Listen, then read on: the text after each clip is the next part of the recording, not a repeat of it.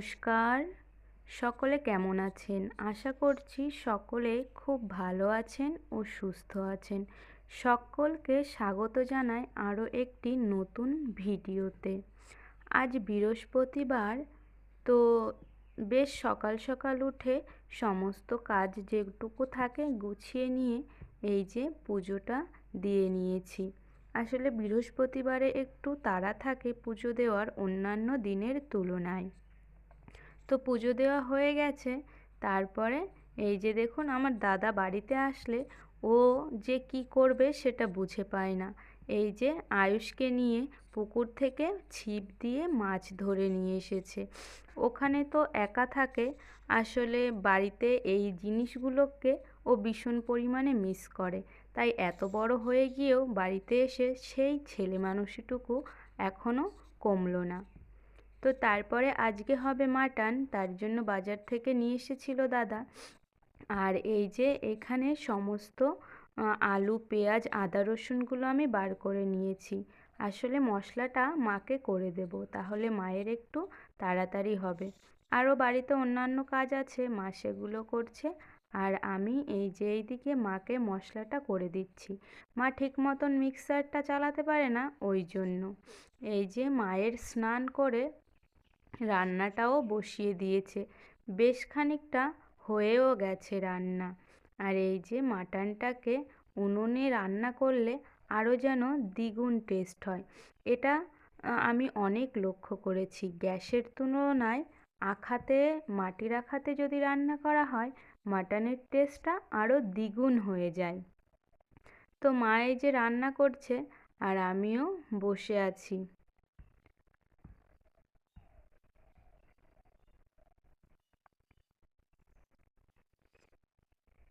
যেটার জন্য বসে থাকা আর কি।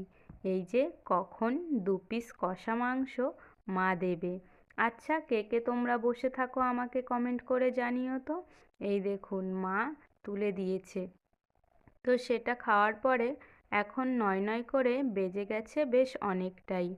এখন দুপুরে খাওয়ার জন্য আমি এই যে স্যালাডগুলোকে কাটতে বসেছি। আর মাটনের সঙ্গে একটু স্যালাড না হলে ঠিক মতন জমে না।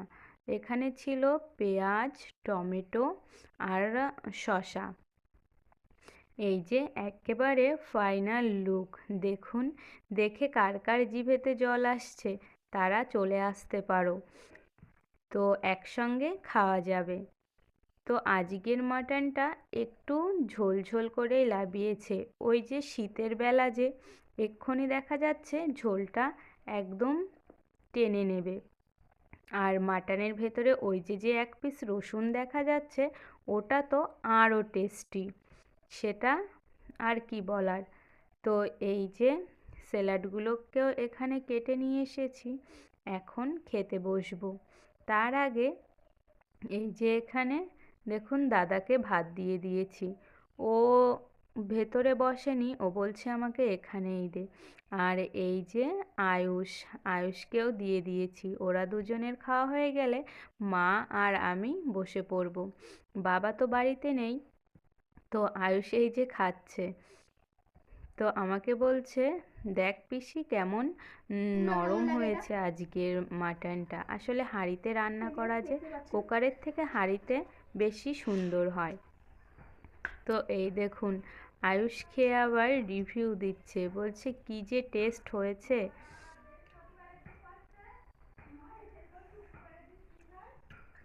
একদম সুন্দর, সেটাই আমাকে বলছে। তো তারপরে এই যে বিকালবেলাতে একটু ঘুরতে বের হয়েছিলাম। ঘুরতে বলতে একটু টেলার্সে যাওয়ার ছিল।